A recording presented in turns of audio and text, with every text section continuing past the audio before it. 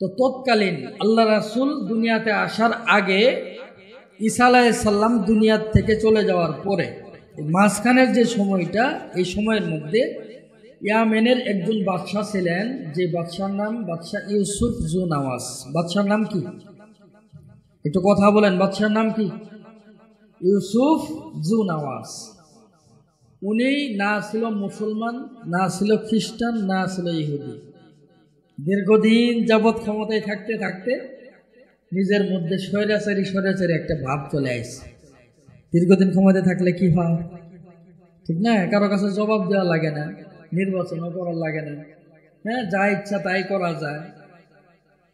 এই বাদশাহ তার রাজত্বরে যে টিকায় রাখত, ওই যুগে তার বাহিনীর কাজ করত কিছু জাদুকর। এই জাদুকরদেরকে হে রাজপ্রাসাদে রাখত, বেতন আদি দিত, একজনের ফ্ল্যাট দিয়ে দিচ্ছে, বাসা বাড়ি করে দিচ্ছে, বিভিন্ন রকম সুযোগ সুবিধা দিচ্ছে। এদের কাজ কি?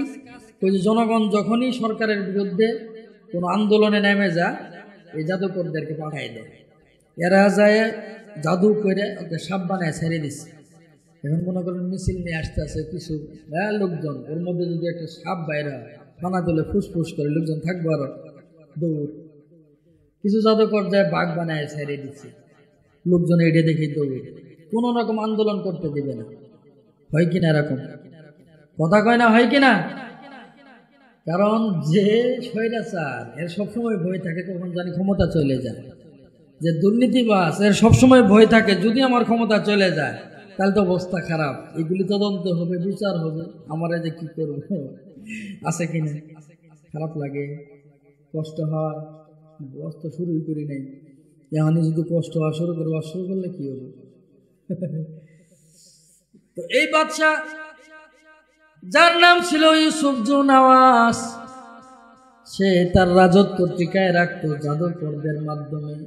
এখনকার তো রাজা বাদশারা প্রধানমন্ত্রীর রাজত্ব টিকায় পুলিশের মাধ্যমে, র্যাবের মাধ্যমে, ডিজিএফআইয়ের মাধ্যমে, সেনাবাহিনীর মাধ্যমে, বিজিবির মাধ্যমে, ঠিক না? ওই যুগে তার জাদুকর বাহিনী ছিল। একটা সময় গিয়ে এই জাদুকরদের যিনি লিডার ছিলেন বৃদ্ধ হয়ে গেছেন, বয়স হয়ে গেছে অনেক।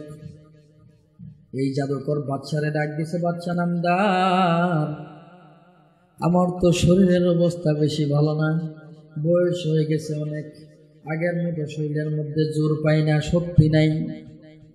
এই অবস্থায় যদি আমি মারা যাই, আপনার রাজত্ব টিকানোর জন্য কে কাজ করবে আমার বুঝে আসে না। বাদশা জিগায়, তাহলে তুমি কি করতে চাও বলো? জাদুকর ডাক দেয়, বলে বাদশা নামদার, সারা দেশের মধ্যে খুঁজে খুঁজে খুঁজে খুঁজে একজন সুশ্রী বালক বাইর করবেন, চেহারা সুরত সুন্দর, বডি ফিটনেস ভালো, আবার তীক্ষ্ণ মেধাবী হতে হবে। এমন একজন সন্তানরা যদি আমার কাছে আইনা দেন, সন্তানদারে আমি যত জাদুবিদ্যা জানি সবগুলি জাদুবিদ্যা শিখায় যাব। আমি মারা গেলেও ওই সন্তান আপনার রাজত্ব টিকানোর জন্য কাজ করতে পারবে। বলি নাউজুবিল্লাহ। জাদু করা জায়েজ আছে, জাদুবিদ্যা শিক্ষা করা জায়েজ আছে, কিন্তু বাদশার রাজত্ব টিকাইতে হবে, এটা হইল বিষয়। কোনদিন যাইতেছে কাকে রাগ করছেন? এ ভাই রাগ করছেন? 2 নম্বর। তো এবার জাদুকর যখন বাদশার কাছে এমন আর্জি জানাইছে, একজন সন্তান দেন যারে আমি জাদুবিদ্যায় পারদর্শী করে যাব। বাদশাহ মনে মনে চিন্তা করলো, জাদুকর তো ভালো সিদ্ধান্তের কথা জানাইছে। এই মুহূর্তে জাদুকর মারা গেলে আমার রাজত্ব টিকাবে কে? এর পরবর্তী সরকার আইসে তো আমার বিরুদ্ধে ট্রাইব্যুনাল গঠন করব, হত্যা মামলা দায়ের করব, আন্তর্জাতিক অপরাধ ট্রাইব্যুনাল দায়ের করব, ঠিক না? বিপদে পড়ে যাবো, তার কাম নাই। পুরা দেশের মধ্যে তল্লাশি দিয়ে বাহিনীর দ্বারা বিভিন্ন সিস্টেম করে, পরীক্ষার ব্যবস্থা করে একজন যুবককে বাছাই করছে, এমন যার চেহারাটা বড় সুন্দর, বডি ফিটনেস বড় ভালো, আবার তীক্ষ্ণ মেধাবী, অনেক মেধার অধিকারী, এমন একজন সন্তানকে নির্ধারণ করে ওই জাদুকরের কাছে দিয়ে দিছে। এই যে নিয়ে এসে দিছে আপনার কাছে একজন বালক, সে প্রত্যেক দিন সকালবেলা আপনার কাছে আসবে, সারাদিন জাদুবিদ্যা শিক্ষা গ্রহণ করবে, আবার সন্ধ্যাবেলায় বাসার দিকে ফিরে যাবে। এই যুবককে সরকারি চাকরি দিয়ে দেওয়া হলো, তার বাড়িতে সরকারিভাবে বেতনের ব্যবস্থা করছে, রেশনের ব্যবস্থা করে দিছে, যত রকম সুযোগ সুবিধা লাগে সবগুলি সুযোগ সুবিধা দিয়ে দিছে। তবু এই জাদুবিদ্যায় পারদর্শী হতে হবে, অন্য কোনো কাজ করা যাবে না। ওই ছোট বাচ্চাটা প্রত্যেক দিন সকালবেলা বাড়ি থেকে বের হয়ে জাদুকরের কাছে যায়, সারাদিন জাদুবিদ্যা শিখে আবার সন্ধ্যাবেলা বাড়িতে ফিরে যায়। এইভাবেই চলতেছে দিনকাল। একদিন হঠাৎ করে পথিমধ্যে ওই ছোট বাচ্চাটা লক্ষ্য করলো যে রাস্তা দিয়ে সে হাইটে যায়, সেই রাস্তার পাশে একটা ঘরের মধ্য থেকে কেমন যেন গুনগুন গুনগুন আওয়াজ আসে, কে জানে কি তেলাওয়াত করে। এবার যুবকের মনের মধ্যে কৌতূহল, এবার বাড়ির মধ্যে চলে গেছে, গিয়ে ঘরের মধ্যে যখন উকি দিছে, বাচ্চাটা দেখে ঘরের মধ্যে একজন ধর্মযাজক, একজন ধর্মগুরু সে উঁচা জায়গার মধ্যে বসে বসে আসমানি কিতাবের তেলাওয়াত করে। বলি সুবহানাল্লাহ। তখন আমাদের নবী আসে নাই, তাহলে ঈসা নবীর ধর্ম ছিল, ঠিক না? ঈসা নবীর উপর যে আসমানি কিতাব আল্লাহ তাআলা নাজিল করছেন, সেই কিতাব তেলাওয়াত করতেছে। আবার সামনে কিছু অনুসারী বসা, তারা বসে বসে ওই তেলাওয়াত শ্রবণ করতেছে। তেলাওয়াত শুনে যুবকের অন্তরের মধ্যে বড় প্রশান্তি লাগতেছে, বড় শান্তি লাগতেছে। বুদ্ধিমান যুবক তো আসমানি কিতাবের তেলাওয়াত, আল্লাহ তাআলার বাণীর তেলাওয়াত যতই শুনে ততই সে বিমোহিত হয়, যতই শুনে ততই তার অন্তরের মধ্যে প্রশান্তি লাভ হয়। একটা পর্যায়ে যুবকটা গিয়ে ওই লোকগুলির মাঝখানে বসে পড়ছে।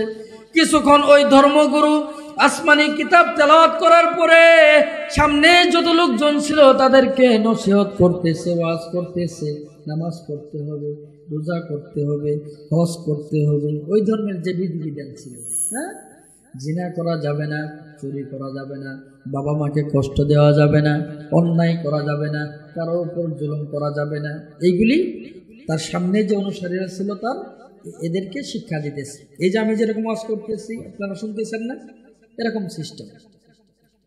এই যুবকটার বড় ভালো লাগছে যে এই ধর্মযাজক যে কথাগুলি বলতেছে এগুলো ভালো ভালো কথা, আবার যেগুলি কাজ করতে নিষেধ করতেছে এগুলি তো অন্যায় অশ্লীল কাজ, এগুলি থেকে নিষেধ করতেছে, তাহলে তো ভালো কথা। তো তার ভাল লাগছে, কিছুক্ষণ বসে এরপরে চলে গেছে জাদুকরের কাছে। এখন এই জায়গায় যে আধা ঘন্টা 1 ঘন্টা সময় বসছিল, এই সময়টা নষ্ট হয়েছে না? তার একটু দেরি হয়েছে না? জাদুকরের দরবারে গেলে জাদুকর দিছে ধন্যবাদ, আজকে আসতে তো দেরি করছো কেন? তোমার না 9টার সময় আসার কথা, এখন কয়টা বাজে? 10টা বেজে গেছে। যুবক কোনো কথা কয় না, চুপচাপ বসছে, জাদুবিদ্যা শিখে আবার আসার পথে আবার ঢুকছে ওই কামরার মধ্যে।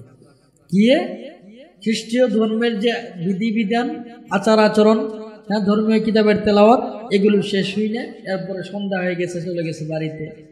এখন বাড়িতে গেলে বাড়ির থেকেও ধমক, প্রত্যেক দিন আসো বিকেলবেলা, দিন থাকতে আজকে রাত করে ফেলাইছো, ছোট মানুষ, এত রাত করছো কোথায়, কোথায় দেরি করছো, এরকম আর করবা না। তো এইভাবে ওই যুবকটা প্রত্যেক দিন সকালবেলা যখন বাহির হয় জাদুকরের বাড়ির দিকে যাবে, প্রতিমধ্যে কিছুক্ষণ ওই খ্রিস্টান পাদ্রীর নিকট বসে বসে ধর্মীয় কথা শুনে, আবার আসার পথেও কিছুক্ষণ বসে বসে ধর্মীয় কথা শুনে। ধর্মীয় কথা শুনতে শুনতে একটা পর্যায়ে যুবকের মনের মধ্যে সে ধর্মের প্রতি একটা আবেগ জন্মায় গেছে। বলি সুবহানাল্লাহ। যুবক তো ছিল জ্ঞানী মানুষ, একদিকে জাদুবিদ্যা শিক্ষা করে, আরেক দিকে আল্লাহ তাআলার মনোনীত ধর্মের শিক্ষা, দুই শিক্ষাই সে শিখতেছে শিখতেছে শিখতেছে। একটা পর্যায়ে গিয়ে একদিন সকালবেলা বাহির হয়েছে বাড়ি থেকে, ওই বাদশার দরবারে যাবে। রাস্তার মধ্যে দেখে অনেক লোকের ভিড়, রাস্তার মধ্যে অনেক লোকজন দেখা যায়, বিভিন্ন রকম কথাবার্তা চলতেছে। যুবক একবার লোকদেরকে সরায় সরায় সরায় সরায় সামনে গেছে, গিয়ে দেখে রাস্তার মধ্যে বড় আকৃতির যন্ত্র একটা শোয়া, বড় আকৃতির বাঘ, যার কারণে লোকেরা ভয়ের কারণে রাস্তার এই দিকের লোকেরা ওই দিকে যায় না, ওই দিকের লোকেরা এইদিকে আসে না। বাঘ উঠে যদি থাবা দেয়, হ্যাঁ, যদি কাউরে কামড় দেয়, ভয় লাগবে না? কথা বলেন, ভয় লাগবে না? লোকজন জড়ো হয়ে গেছে অনেক। এবার এই বাচ্চাটা সেখানে গিয়ে বাঘের কাছাকাছি দাঁড়াইছে। এর মনের মধ্যে হঠাৎ করে একটা বুদ্ধি চলে আসছে। নিচে থেকে ছোট আকৃতির একটা পাথর উঠাইছে, ছোট, যেটা দিয়ে ঢিল দিলে ওই বাঘের ঘুমও ভাঙবে না, এরকম আকৃতির একটা পাথর। ওই পাথরটারে হাতের মধ্যে নিয়ে এই যুবক আল্লাহ তাআলার ডাক দিছে, মাবুদ, ও আমার রব, আমি যে দুইটা শিক্ষা গ্রহণ করি, একটা হলো জাদুকরের জাদুবিদ্যা, আর একটা হলো ধর্মযাজকের ধর্মীয় শিক্ষা। কোনটা সত্য কোনটা মিথ্যা আমি তো বুঝতে পারি না। আজকে এই যে পাথর আমি হাতে নিয়েছি, এই পাথরটা একটু পরে আমি বাঘের দিকে লক্ষ্য করে নিক্ষেপ করে দিব। যদি পাথর নিক্ষেপের সাথে সাথে বাঘটা মারা যায়, তাহলে আমি বুঝে নিব ধর্মযাজক যে ধর্ম প্রচার করে তার ধর্মটা সত্য। আর যদি বাঘটা না মারা যায়, তাহলে আমি ধরে নিব আমি যে জাদুবিদ্যা শিক্ষা লাভ করি ওই জাদুবিদ্যাটাই সত্য। চিন্তা করছেন? ছোট মানুষ মনে মনে চিন্তা করছে এবং আল্লাহ তাআলারে জানাইছে, আল্লাহ, যদি এই খ্রিস্টান ধর্মযাজকের ধর্মটা সত্য হয়, তাহলে এই পাথরের আঘাতেই যেন বাঘটা মারা যায়, তাহলে আমি আজকেই কালিমা পড়ে মুসলমান হয়ে যাব। ছোট্ট বাচ্চা ছোট্ট একটা পাথর নিয়ে বাঘকে লক্ষ্য করে নিক্ষেপ করে দিছে। সমস্ত মানুষ তাকায় আছে তামাশা দেখার জন্য। বাচ্চাটা ওই ছোট একটা পাথর নিয়ে নিক্ষেপ করতে দেরি হয়, বাঘটা চার হাত পা চারদিক দিয়ে মারা যাইতে দেরি হয় না। বলি সুবহান। খারাপ লাগে? হ্যাঁ, চলবো কিছুক্ষণ, কমু বেজার হয় না। হ্যাঁ, তো এবার যত লোকজন ওই জায়গায় দাঁড়াইছিল তারা দেখলো, আরে বাচ্চাটা তো ভালোই জাদু শিখছে। সবাই তো জানে যে রাজ দরবারে যায় জাদু শেখার জন্য, ঠিক না? এরা ভাবছে যে এই জাদুর বলে বাঘ মেরে ফেলাইছে। তো এবার এই ঘটনার পর থেকে এলাকার মধ্যে যত রোগী ছিল, একজন ল্যাংড়া, একজনের হাত নাই, একজনের চর্মরোগ, বিভিন্ন রকম রোগী, এরা সকলে মিলে ওই যুবকের বাড়িতে গিয়ে লাইন দিচ্ছে। এবার যুবক যখন সারাদিন জাদুবিদ্যা শিক্ষা লাভ করার পরে বাসায় ফিরে আসছে সন্ধ্যাবেলা, আইসা দেখে বাড়ির মধ্যে অনেক বিশাল লাইন, লম্বা লাইন। জিজ্ঞেস করে, আপনারা কেন আইছেন? কই যে তুমি না জাদুবিদ্যায় এত পারদর্শী হয়ে গেছো, ছোট্ট একটা পাথর দিয়ে বাঘ মেরে ফেলাও। আমরা আইছি তোমার কাছে একটা সমাধানের জন্য। কি সমস্যা? কই যে আমার তো হাত নাই, আমারে হাত ভালো করে দেওয়া লাগবে। কই যে আমার তো পাও নেই, আমার পাও ভালো করে দেওয়া লাগবে। আমার তো চুলকানি, আমার চুলকানি ভালো করে দেওয়া লাগবে। মানুষের বিশ্বাস বুঝেন নাই? ওরা ভাবছে ছোট্ট একটা পাথর দিয়ে যদি বাঘ মারি ফেলাবার পর হাত পাও ভালো করে দিতে হয় কতক্ষণ।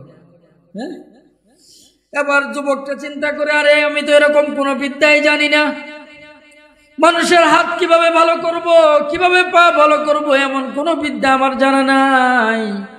কিন্তু মাথার মধ্যে বুদ্ধি আছে ঠিকই। যুবকটা ডাক দেয়, ভাইয়েরা, আসলে আমার তো কোনো ক্ষমতা নাই, ক্ষমতা আছে একজনের। তিনি কে? কথা বলে না, তিনি কে?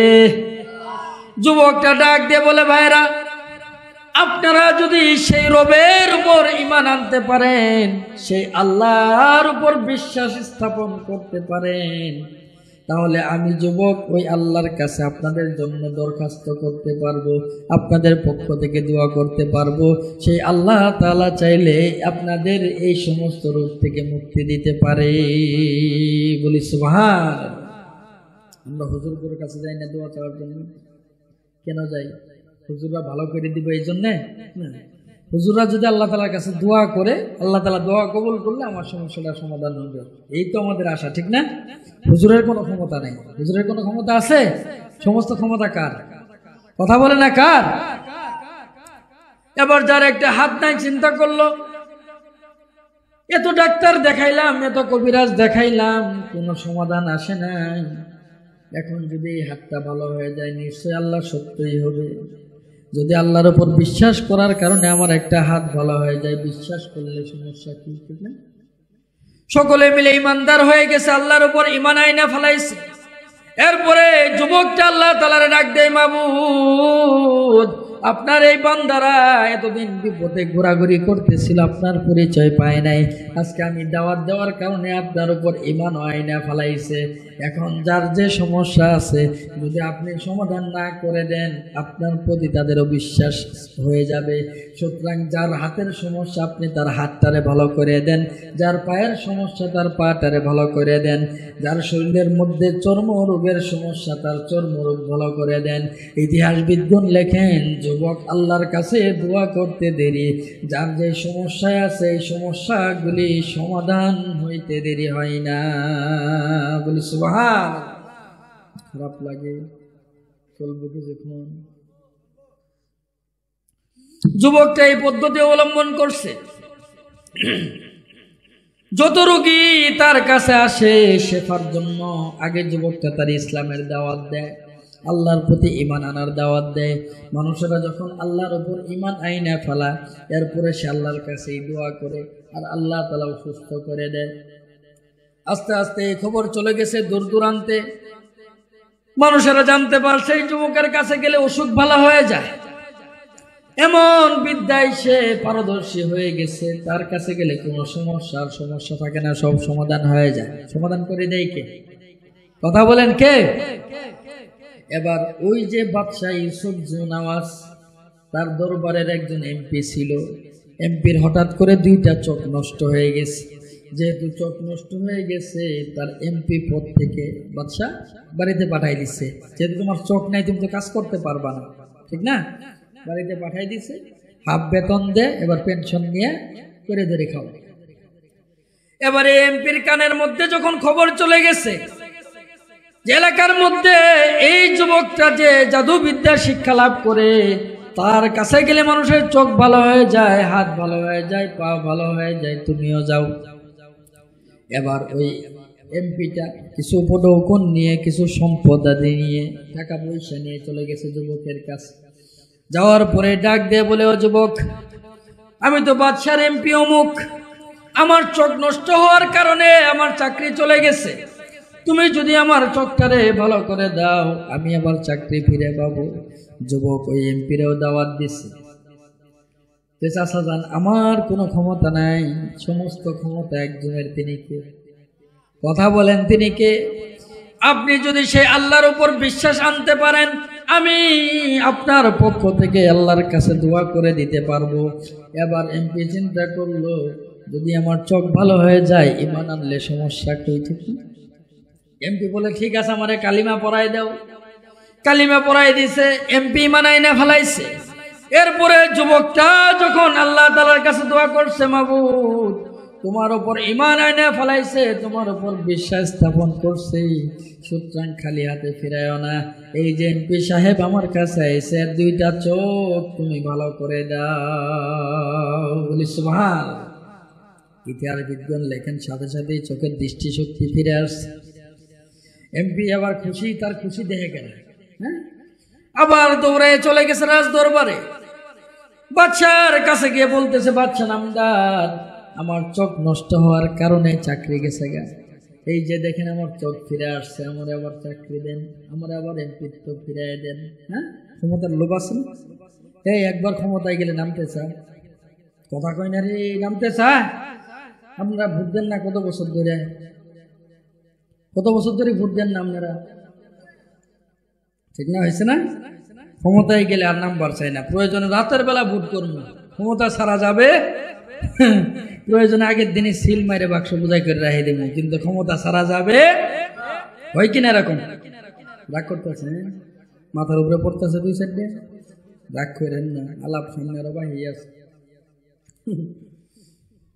তো এবার যখন এমপি সাহেব বাদশার কাছে চলে গেছে, বাদশা নামদার, আমার এমপি তো ফিরাই দেন, আমার এখন চোখ ভালো হয়ে গেছে, আমি তো সব কিছুই দেখতে পারি, কাজকর্ম করতে পারবো, সমস্যা নেই। বাদশা কই যে, কেমনে ভালো হইলো তোমার চোখ? আমার দরবারের বড় বড় কবিরাজ দেখাইছি, ভালো হয় নাই, বড় বড় ডাক্তার দেখাইছি, ভালো হয় নাই, কে তোমার চোখ ভালো করে দিল? এবার ওই যে এমপি সাহেব বলে দিছে, আপনার দরবারে জাদুবিদ্যা শেখার জন্য যে বালকটা আসে, ওই বালক আমার চোখ ভালো করে দিছে। বাদশা চিন্তা করলো, তাহলে তো কামে লাগছে। হ্যাঁ, যুবক ভালোই জাদু শিখছে, হ্যাঁ, ও ভাবছে যে জাদুর বলে এই কাজ করে দিচ্ছে। বাচ্চা মনে মনে বেজায় খুশি। এইবার তাহলে এই যুবককে দিয়ে আমার রাজত্ব রক্ষা হবে, সে আমার কাজ করে দিতে পারবে। যুবককে ডাকছে, এদিকে জাদুকরেও ডাকছে, পুরস্কার দিবে। জাদুকরের ডাক দিয়ে বলে, বাচ্চা জাদুকরের ডাক দিছে, জাদুকর তুমি যে জাদু বিদ্যা বাচ্চাটারে শেখাইছো আমি খুশি হয়ে গেছি। ও তো এখন অনেক লোকের চোখ ভালো করে দেয়, হাত ভালো করে দেয়, পা ভালো করে দেয়। জাদুকর মাথার মধ্যে চুলকারে, এরকম জাদু তো আমি শিখাইনি। ও যে ভালো করতেছে এটা জাদুবিদ্যার কারণে। কথা বলেন, জাদুবিদ্যার কারণে। এবার বৃদ্ধ লোকটা মাথা চুলকায়, আর আমি তো এমন কোনো জাদু শেখাই নাই, আমি তো নিজেই কাউরে ভালো করতে পারি না। যুবককে আমি এই শিক্ষা কই থেকে দিব? বাদশাহ এগুলো কি বলেন? কই যে হ্যাঁ আসলে ঘটনা সত্য। ওই যে দেখে এমপি ওর চোখ নষ্ট হয়ে গেছিল, এই যুবক ভালো করে দিছে। এবার জাদুকর বইলে ফেলাইছে, বাদশাহ নামদার এমন কোনো জাদু আমি তারে শেখাই নাই, এমন কোনো জাদু আমি নিজেও জানি না যে জাদুর বলে অন্ধ মানুষকে আবার চোখ ফিরায় দেওয়া যায়। বলি সুবহানাল্লাহ। বাদশাহ এবার চমকে উঠছে, কাহিনী কি তাহলে শিখলো কই থেকে? যুবকরা ডাক দিছে, যুবক এরকম জাদু নাকি তোমার উস্তাদেই তোমারে শিখাই নাই, তাহলে এই জাদু তুমি কই পাইলা? যুবক কথা কয় না। একটা পর্যায়ে ওই যে উঠে আইছে বাদশা নামদার, আসলে তো এটা কোনো জাদু না। কই যে এই যুবক এমন একজন রবের উপর ইমান আইনা ফেলাইছে, যেই রবকে ডাক দিয়ে যুবকটা যা কিছু বলে দেয়, ওই রব আসমান থেকে সব ব্যবস্থা করে দেয়। বলি সুবহান। এখন বাদশা তো স্বৈরাচার, বাদশা নিজেরই খুদা মনে করে। হ্যাঁ, এখন তার দেশে থাইকে অন্য কোন খুদারে মানবে মানুষ, এটা সে মেনে নিতে পারে? কথা বলে না, মেনে নিতে পারে না। বাদশা চিন্তা করলো, আমি নিজেই তো একজন খুদা, আমার দেশের মধ্যে থেকে আমাকে খুদা না মাইনা অন্য কাউকে খুদা মানবে, অন্য কারো উপর ঈমান আনবে, এটা হতে পারে না। এমপিরে ধরছে, জাদুকররে ধরছে, এরপরে যুবকরে হত্যা জেরা করা শুরু করছে। জেরার এক পর্যায়ে গিয়ে স্বীকার করছে কি, যে আমরা এক আল্লাহর উপর ঈমান আনছি, আর এই যে সমস্যাগুলির সমাধান এটা আমরা করি নাই, এটা করছে কেরা? কথা বলতে হবে কে? বেজার হয়েছেন ওনারাই ছিলেন রাজনীতিবিদ, এরকম আরো 2-3 মাহফিলে দাওয়াত দিয়ে থইছে। মানে এক জায়গায় যায় বসে থাকলে আর 2-3 জায়গায় এরা বেজার হবো না, যেমন করে এটা আইলো না, ওনারা তো ব্যস্ত। এই জন্য ওনারা যে আইছেন এটাই অনেক কিছু, ঠিক না? কষ্ট করে দোয়া করবেন সবাই। তো বাদশাহ দীর্ঘদিন ক্ষমতায় থাকতে থাকতে সে নিজেরই খোদা মনে করা শুরু করছে। এখন তার দেশের মধ্যে থাকবে আর তারে মানবে না, এটা সে মেনে নিতে পারে? কথা কয় না, মেনে নিতে পারে? কি হুমকি দিতেছে, তোমরা যদি ওই আল্লাহর উপর ঈমান না ছাড়ো, তোমাদের উপর জুলুম করা হবে, নির্যাতন করা হবে, তোমাদেরকে জেলে ভরা হবে, তোমাদেরকে মৃত্যুদণ্ড দেয়া হবে। ঈমানদার কি ঈমান ছাড়বে? কথা বলেন, ছাড়বে? আলেমদের উপর নির্যাতনের কথা উনি বলছেন না? নির্যাতন কম হয়েছে?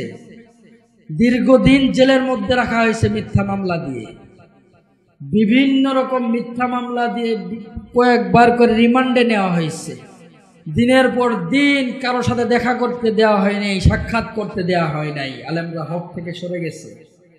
কথা বলেন, সরে গেছে?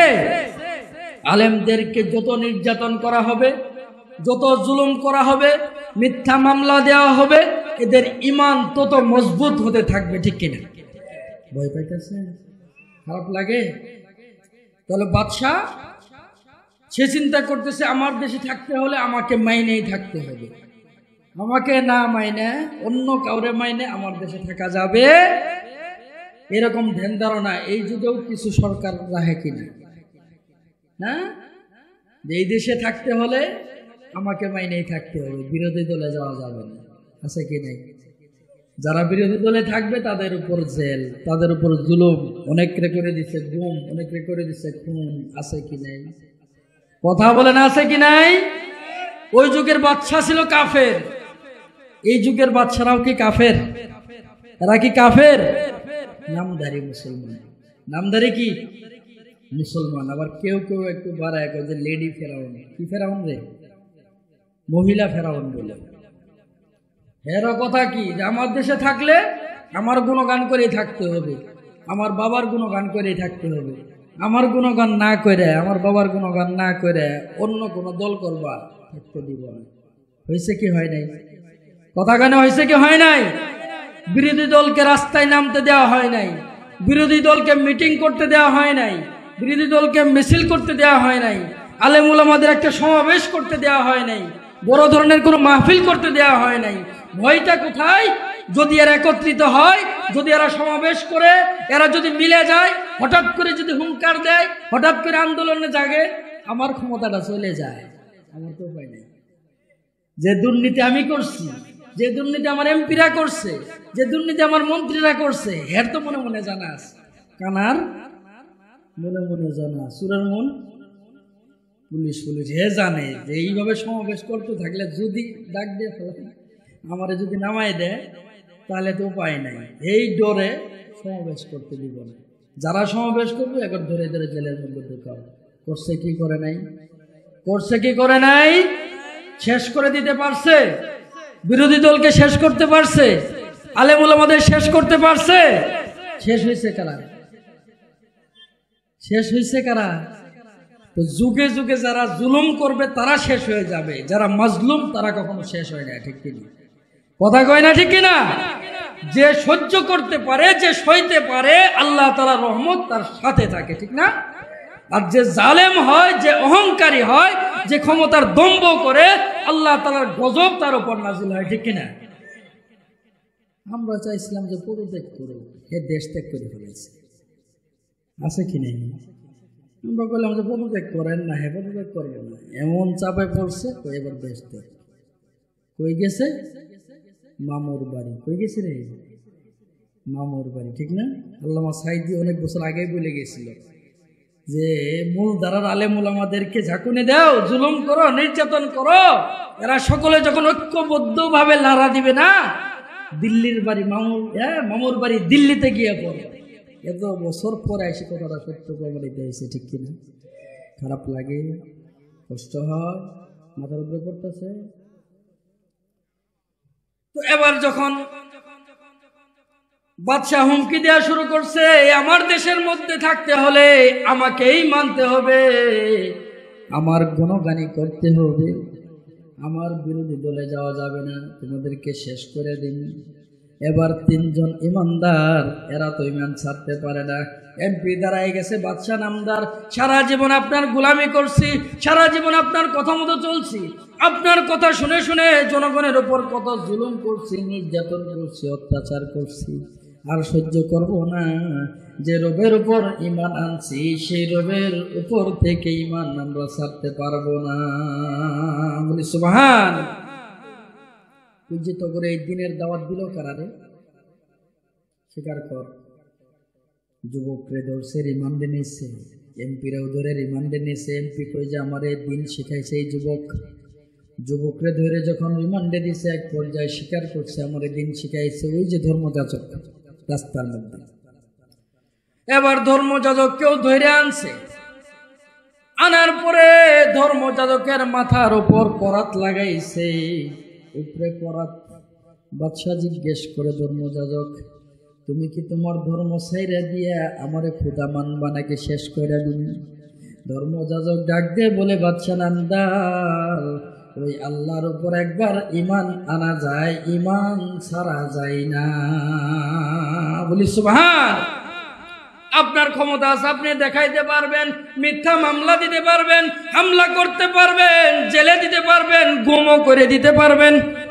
ক্ষমতা যেহেতু আপনার, আপনি সবই করতে পারবেন। কিন্তু আমারও একটা ক্ষমতা আছে, আমার দেহের মধ্যে এক বিন্দু শক্তি থাকা পর্যন্ত আমি কখনোই সেই আল্লাহর উপর থেকে ঈমান ছাড়ব না। বলি সুবহানাল্লাহ। জোর করে জুলুম করে কিছু করা যায়? সাময়িক কিছু করা যায়, মনে হয় অনেক কিছু করে ফেলাইছে, আসলে কিছুই নেই। ঠিক কিনা? কথা বলে না, ঠিক কিনা? এবার ওই ধর্মযাজক যখন বাদশার মুখের উপর বলে দিয়েছে ইমান ছাড়বো না, যা ইচ্ছা করতে পারে, বাদশা অর্ডার করছে, বাদশার নির্দেশ পাওয়ার পরে জল্লাদ করাত দিয়ে ওই যে ধর্মযাজককে দ্বিখণ্ডিত করে ফেলাইছে। ধর্মযাজক জীবন দিয়ে গেছে, ইমান ছাইরা দেয় নাই। বলি সুবহানাল্লাহ। এরপরে করাত লাগাইছে এমপির মাথার উপর, তোমার উস্তাদরে যে দশা করছি তোমারও সেই দশা করব, আমারে খোদা মানবা কিনা কো, বিরোধী দল ছাড়বা কিনা কো। এমপি কই যে আমার উস্তাদ যেহেতু জীবন দিয়ে গেছে, ইমান ছাড়ে নাই, আমি তার শাগরিদ হিসেবে জীবন দিতে রাজি, ইমান ছাড়তে রাজি না। বলি সুবহানাল্লাহ। এই ত্যাগ আমরা করতে পারি? এই ত্যাগ আমরা করতে পারবো? সামান্য একটু সুদের পাইছে, কই ইমান কই আছে, আমি মুসলমান না হিন্দু এদের জানা দরকার নাই, টাকা লাগাইলেই লাভ বাড়ে, সুদ খাওয়া শুরু করে, এরকম মুসলমান আছে কি নাই। একটু ঘুষের সুযোগ পাইছে, ঘুষ খাওয়া শুরু করছে, আছে কি নাই। আবার এলাকার মধ্যে বক্স নিয়ে এসে গান বাজায়, এরকম পোলাপান এলাকায় আছে কি নাই। হেও তো মুসলমান, মুসলমান না? কথা বলেন, হ্যাঁ মুসলমান না? মুসলমান সন্তান প্রকাশ্যে গুনাহ করতে পারে? এটা শোভা পায়? আপনি গোপনে গোপনে যদি গুনাহ করেন, আল্লাহর কাছে মাফ চাইলে আল্লাহ তাআলা মাফ করে দিবে, ঠিক না? একটু মনোযোগ দেন। আপনি যদি একা একা গুনাহ করেন, আল্লাহর কাছে মাফ চাওয়ার যদি সুযোগও না পান, অন্য কোনো ভালো কাজ করছেন, এই জন্য আল্লাহ তাআলা চাইলে আপনার ওই গুনাহটা মাফ করে দিতে পারে। কিন্তু আপনি যে গুনাহটা করছেন 10 জন মানুষের সাক্ষী রাইখা, এই গুনাহটা আল্লাহ তাআলা মাফ করবে না। এই গুনাহ যদি মাফ নিতে হয়, যে কয়জন মানুষকে সাক্ষী রাইখা গুনাহ করছেন, এই কয়জন মানুষের সাক্ষী রাইখা আপনাকে তওবা করতে হবে। নইলে কিয়ামতের দিন আপনাকে মাফ করছে, বাকি 10 জন আল্লাহর অভিযোগ করবো যে আল্লাহ আমরা একসাথে গুনাহ করছি, ওরা তুমি মাফ করলা কেমনে, আমরা তো জানি না। অভিযোগ করবে না? কথা বলেন, অভিযোগ করবে না? তুমি যে বক্স নিয়ে এসে বাজাইলে আরো 10 জনে মিলা, তোমার তো আল্লাহ মাফ করবে না প্রকাশ্যে তওবা না করলে। এর থেকেও মারাত্মক কাহিনী আছে। এটা হইল যখন ক্ষেতের মধ্যে বক্স বাজাইতেছেন, এই আওয়াজ পুরো এলাকায় যাইতেছে কিনা? কথা বলেন, যাইতেছে কিনা? অনেকেরই গান শোনার ইচ্ছা নাই, কিন্তু আপনি জোরে সাউন্ড দেওয়ার কারণেও ঘরের মধ্যে শুয়ে শুয়ে গান শোনার লাগছে না? তো একটি এলাকায় যদি 1000 মানুষ এর কানের মধ্যে একটা গানের আওয়াজ পৌঁছায়, 1000 মানুষের গুনাহ হইতেছে কিনা? কথা বলেন, হইতেছে কিনা? এই 1000 মানুষ অনিচ্ছাকৃতভাবে গুনাহ করতেছে। এই 1000 মানুষের সবগুলোর গুনাহ একত্রিত করলে যতটুকুন হবে, তোমার একার আমল নামার মধ্যে এতটুকুন গুনাহ লেখা হবে। বলি নাউজুবিল্লাহ। তুমি শোনাইতেছ যে, তুমি শোনানোর ওসিলা করে দিছ যে, এখন এই গুনার জন্য তুমি তওবা করবা কেমনে? এই পুরা এলাকার মানুষের জানায় তোমার তওবা করতে হবে। তুমি মাইক দিয়ে গান বাজাইছো না, মাইক দিয়ে তোমার তওবা করতে হবে। সবাইরে জানাইতে হবে যে ভাইরা, আমি যে গান বাজাইছিলাম, আমি আল্লাহর কাছে তওবা করছি, কিয়ামতের দিন আল্লাহ মানে মাফ করে দিলাম, আপনারা আবার অভিযোগ করেন না। এইভাবে কেউ তওবা করতে পারবে? তওবা করা সম্ভব? তাহলে প্রকাশ্যে গুনাহ করা যাবে? কথা কয় না, গুনাহ করা যাবে? খারাপ লাগতেছে? এটা মনে হয় মাথার উপরে পড়তেছে অনেকের, ঠিক না? আবার আপনি চিন্তা করতেছেন আজকে না 5 বছর পরে তওবা করব মাইক মেরে। এই 5 বছরের মধ্যে যত লোক মারা যাব, এর কাছ থেকে আপনি মাপ নিবেন কেমনে? সুতরাং প্রকাশ্যে গুনাহ করা যাবে না। রাজি আছি তো ইনশাল্লাহ? রাজি আছি তো ইনশাল্লাহ? যে সমস্ত পোলাপান এই সমস্ত কাজ করে, এরা আমাদের পোলাপান না? আমাদের সন্তান না? আমাদের ভাতিজা না?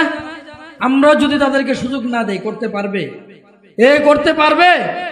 আজকে বলতেছে একটু এই বয়স করবেই তো গুনাহ। এই কিয়ামতের ময়দানে এই সমস্ত পোলাপান আল্লাহর কাছে অভিযোগ দায়ের করবে। ইন্নাল্লাযীনা কাফারু, তারা বলবে আল্লাহ তাআলার কাছে যে আল্লাহ, আমার আব্বা, আমি বক্স নিয়ে আইতে গেছি, টাকা দিছে, আমারে বাধা দেয় নাই। আমি গুনাহ করতে গেছি, আমারে বাধা দেয় নাই। আমি নামাজ পড়ি নাই, আমারে নামাজের তাকিদ দেয় নাই।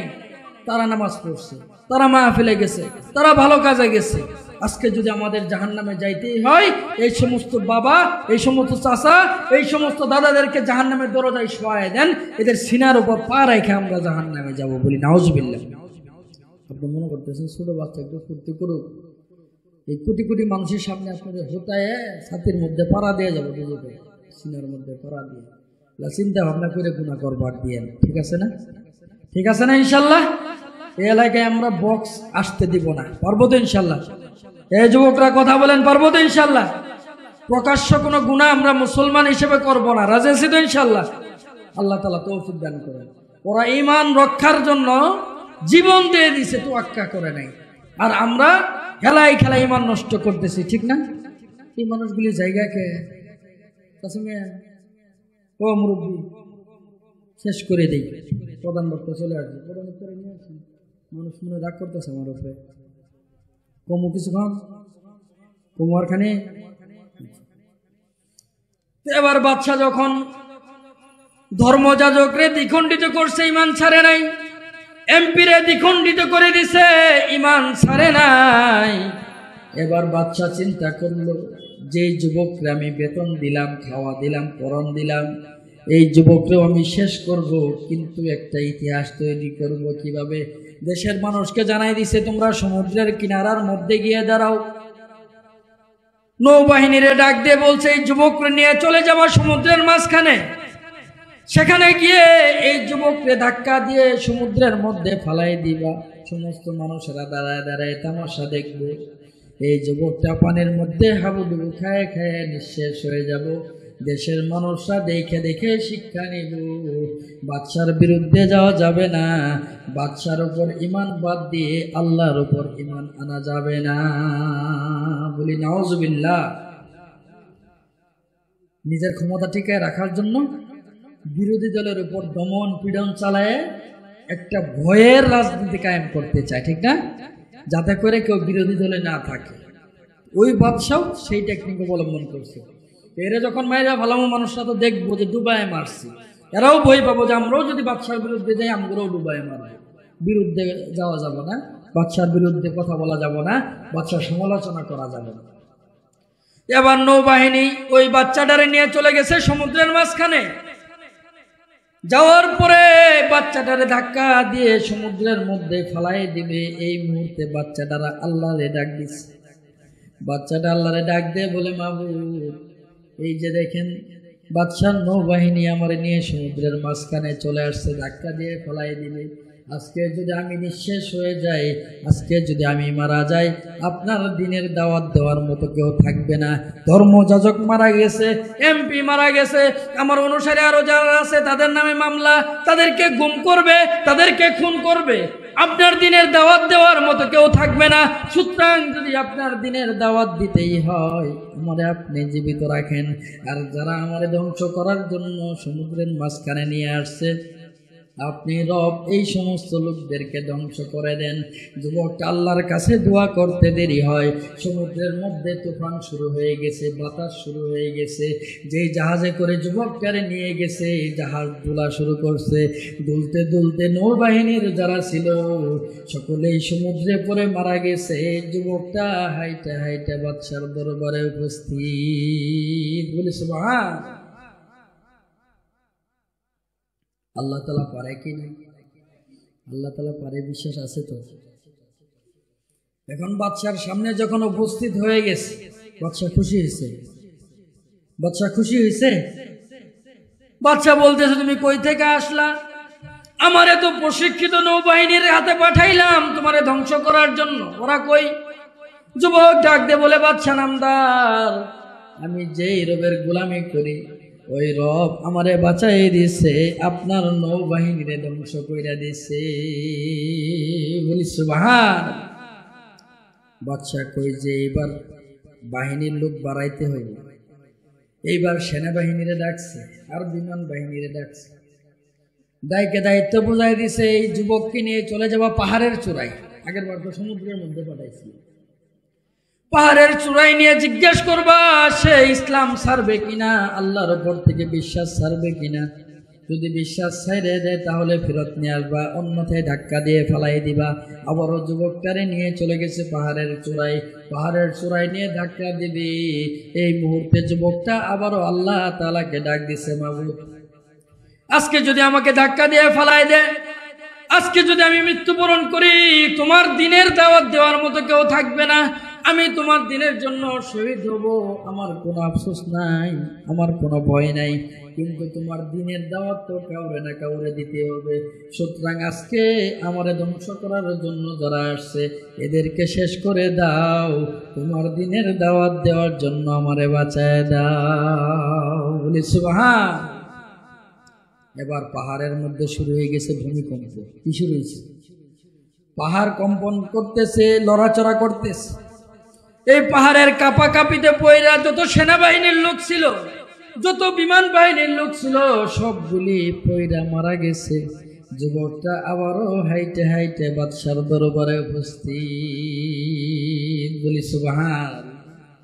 আল্লাহ তাআলা পারে না? আল্লাহ তাআলা পারে না? শেষ করে দিন অল্প সময়, খারাপ লাগে।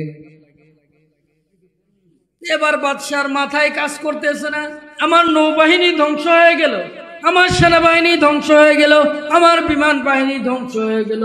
ডাক দিয়ে বলে, যুবক এবার তোমার কাছেই প্রশ্ন করি, তোমার আমি হত্যা করতে চাই, যেহেতু তুমি আমার বিরোধী দলে, আমি বিরোধী দল সহ্য করতে পারি না, তোমার হত্যা করতে চাই, কি করলে হত্যা করতে পারবো, আমারে বুদ্ধি দাও। এবার যুবক টেকনিক অবলম্বন করছে, বুদ্ধিমান তো, ঠিক না? বাদশারে ডাক দিয়ে বলে, বাদশা নামদার, আমারে আপনি মারতেই চান, কই যখন আমার বাড়ছে শেষ করে দিন তোমারে। কই যে তাহলে একটা কাজ করেন, সারা দেশের মানুষগুলির একটা মাঠের মধ্যে উপস্থিত করেন, মাঠের মধ্যে উঁচা করে একটা স্টেজ করবেন, ওই স্টেজের উপর আমারেও উঠাবেন, আপনিও উঠবেন, এরপরে আমার ধনুক নেবেন, তীর নেবেন, তীরটা ধনুকের মধ্যে সেট করে আপনি শুধু মুখে বলবেন, বিসমি রব্বি হাযাল গুলাম, আমি এই যুবকের রবের নামে তীর নিক্ষেপ করতেছি। এইটুকুন বইলে যদি আমার এই তীর মারতে পারেন, সেই তীরের আঘাতেই আমি মারা যাব। বলি সুবহান। একমত চিন্তা করেন, নিজের জীবন দিবে ঠিক আছে, কিন্তু বুদ্ধিটা করছে মারাত্মক। হ্যাঁ, এরপরে বাদশাহ সে তো রাগের মধ্যে আছে, জন্য ক্ষমতার একটা গরম আছে, কিন্তু দম্ভ আছে, তখন হিতাহিত জ্ঞান থাকে না।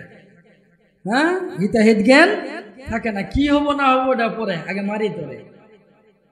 বাদশাহ সারা দেশের মানুষের দাওয়াত দিয়ে একত্রিত করছে, এই বাচ্চাটারে এনে স্টেজে উঠে গেছে।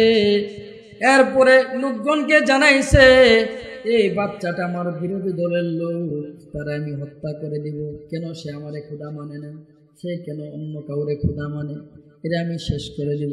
তোমরা দেখো আর শিক্ষা নেও, তোমরাও যদি কেউ আমারে খোদা মানা বাদ দিয়ে এক আল্লাহরে খোদা মানো, তোমাদের এই পরিণতি হবে। বাদশাহ বলে দিছে। এদিকে লোকজন যারা একত্রিত হয়েছে, এদেরও মনের মধ্যে চিন্তা, বাদশাহ এই বাচ্চাটারে মারার জন্য নৌবাহিনীরে দিয়ে পাঠাইছিল, মারতে পারে নাই, সেনাবাহিনী বিমান বাহিনীরে দিয়ে পাঠাইছিল, মারতে পারে নাই, দেখে আসছে কেমনে মারে। এবার যখন বাচ্চারে দোয়া শিখাই দিছে যে আপনি তীর নিয়ে ধনুক নিয়ে বলবেন, বিসমি রব্বি হাযাল গুলাম, এই যুবকের রবের নামে আমি তীর নিক্ষেপ করতেছি। বাচ্চা এবার যখন উচ্চ স্বরে বলে উঠছে, বিসমি রব্বি হাযাল গুলাম, আমি এই যুবকের রবের নাম নিয়ে তীর নিক্ষেপ করতেছি, ওইদিকে জনগণের মনের মধ্যে বিশ্বাস জন্মায় গেছে, এইবার যদি মারা যায় অবশ্যই অবশ্যই যুবকের রবই সত্য। হ্যাঁ, নইলে সেনাবাহিনী মারতে পারে নাই, নৌবাহিনী মারতে পারে নাই, সে কেমনে মারে? যেহেতু এই যুবকের রবের নাম নিছে, এই জন্য মারতে পারছে। ওরাও রেডি হয়ে বসে আছে, যদি মারা যায় বিশ্বাস হয়ে যাবে যুবকের রব সত্য, আমরা আর দেরি করবো না, সেই রবের উপরে মানাই না ফালাবো। বাদশাহ যখন এই যুবকের রবের নাম নিয়ে তীর নিক্ষেপ করছে, তীরটা যুবকের মাথার একদিক দিয়ে ঢুকে আর একদিক দিয়ে বাইর হয়ে গেছে, বাচ্চাটা মারা গেছে, স্টেজের উপর পড়ে গেছে। সাথে সাথে যত লোকজন একত্রিত হয়েছিল সবাই উচ্চস্বরে বলে উঠল, আমরা সকলে মিলে এই যুবকের রবের উপর ঈমান আনলাম। বলি সুবহানাল্লাহ। সমস্যা কমছে না বাড়ছে? কমছে না বাড়ছে? বিরোধী মতরে দমন করার জন্য অনেকেই জেল দিছে, অনেকেই গুম করছে, খুন করছে, শেষ করতে পারছে? কথা বলেন, শেষ করতে পারছে? উলামায়ে কেরামকে বিনা দোষে গ্রেফতার করছে, জেলখানায় উঠাইছে। তাই উলামায়ে কেরামের জবান বন্ধ করতে পারছে? উলামায়ে কেরামের আওয়াজ বন্ধ করতে পারছে? উলামায়ে কেরাম শেষ হয় নাই। যারা জুলুম করছে তারা শেষ হয়ে গেছে। যুগে যুগে মন হবে যারাই জুলুম করবে তারাই শেষ হয়ে যাবে, যারা মাজলুম তারা থেকে যাবে। ঠিক কিনা? কথা বলে না ঠিক কিনা? তো এবার যখন সারা দেশের মানুষ মুসলমান হয়ে গেছে, ইমানদার হয়ে গেছে, বাদশা চিন্তা করলো, আরে একটারে মারতে আইসা এতগুলি বিরোধী দলীয় লোক দাঁড়ায় গেছে, সমস্যা তারা বাড়ল। এবার বাদশা হুমকি দেওয়া শুরু করলো, তোমরা যদি ইমান পরিত্যাগ না করো, তোমরা যদি আমার খোদা না মানো, তোমাদেরকে কিন্তু শেষ করে দিব। লোকজনেরও একই জবাব, আমাদের ধর্মীয় যাজক জীবন দিছে, ইমান ছাড়ে নাই। এমপি সাহেব জীবন দিছে, ইমান ছাড়ে নাই। এই যুবকটাও জীবন দিছে, ইমান ছাড়ে নাই। আমরাও জীবন দিতে রাজি, ইমান ছাড়তে রাজি না। বলি সুবহানাল্লাহ। বাদশার রাগ এবার আরো মাথায় উঠে গেছে। বলে কি এত বড় সাহস আমার দেশের মধ্যে থেকে? আমি বলতেছি এটা তারা মানবে না, জীবন দিতে রাজি। আচ্ছা দাঁড়াতে দেখাইতেছি। রাস্তার মোড়ে মোড়ে বড় বড় করে গর্ত করছে, গর্ত করে এর মধ্যে লাকড়ি ফেলাইছে, ফেলায় আগুন জ্বালাইছে। একজন করে ইমামদারদেরকে নিয়ে আসে, গর্তের কিনারায় দাঁড় করায়, আর জিজ্ঞেস করে তুমি ইসলাম ছাড়বা কি ছাড়বা না, বাদশাকে খোদা মানবা কিনা। কিন্তু যে লোকটা আল্লাহর উপর ঈমান আনছে সে কি ঈমান ছাড়তে পারে? কথা বলেন, ঈমান ছাড়তে পারে? ঈমান ছাড়ে না, ধাক্কা দিয়ে আগুনের মধ্যে ফেলাই দেয়। এইভাবে অনেকেই হত্যা করছে। বাদশাহ এবং তার যে সাঙ্গপাঙ্গ আছে আবার গর্তের কিনারার মধ্যে বসে আছে, সোফা দিয়ে বই বই তামসা দেখে আর টিটকেরি দেয় যে ঈমান আনছো না, বিরোধী দলে গেছো না, এবার বুঝো মজা। কি দেয়? টিটকারি দেয়।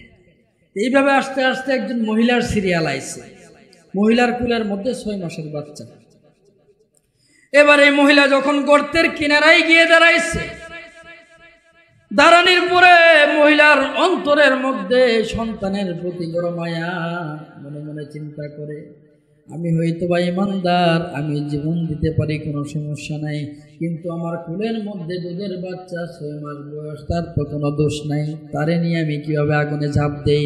মহিলাটা একবার সামনে আগায় আবার পিছায়, একবার সামনে আগায় আবার পিছায়। মার মনের মধ্যে সন্তানের প্রতি মায়া আছে কি নাই? কথা কয় না, আছে কি নাই? তো এবার যখন ওই গর্তের কিনারার মধ্যে ওই কুলের মধ্যে শিশুওয়ালা মহিলাকে দাঁড় করানো হয়েছে, কিনারার মধ্যে তারা জিজ্ঞেস করা হইতেছে, তুমি আল্লাহর উপর থেকে ঈমান ছাড়বা কিনা? মহিলা জবাব দেয়, আল্লাহর উপর একবার ঈমান আনা যায়, ঈমান ছাড়া যায় না। বলি সুবহানাল্লাহ। কিন্তু কুলের মধ্যে সন্তান নিয়ে আগুনের মধ্যে ঝাঁপ দিতেও মন চাইতেছে না, একবার সামনে আগায় একবার পিছায়, সামনে আগায় পিছায়। এই মুহূর্তে হঠাৎ করে দুধের শিশু কুলের মধ্য থেকে কথা বলা শুরু করছে।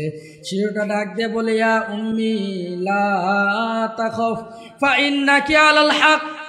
দুধের বাচ্চা তার মাকে ডাক দিয়ে বলে, মা তুমি ভয় কইরো না, টেনশন কইরো না, তুমি তো সত্যের উপর আছো, তুমি কেন ভয় করো?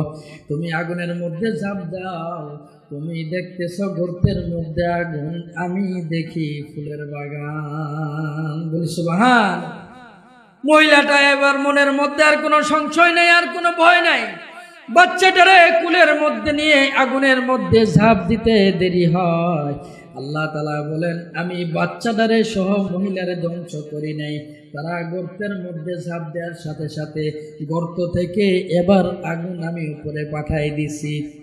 এই আগুন সারা দেশের মধ্যে গিয়ে ওই জালেম বাদশা এবং তার অনুসারী যারা ছিল সবাইরে জ্বালায়ে নিঃশেষ করে দিছে। বলি সুবহান। আল্লাহ তাআলা পারেন না? আল্লাহ তাআলা পারেন না? এই ইমানদারদের উপর জুলুম কেন করছে? একটাই দোষ, এরা কেন ইমান আনলো আল্লাহর উপর, ঠিক কিনা?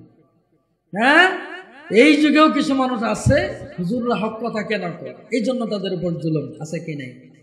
হুজুররা কোরআনের কথা কেন কয়, এই জন্য তাদের উপর জুলুম, আছে কি নাই? হুজুররা দুর্নীতির বিরুদ্ধে কেন কথা বলে, এই জন্য আলেমদের উপর নির্যাতন, আছে কি নাই?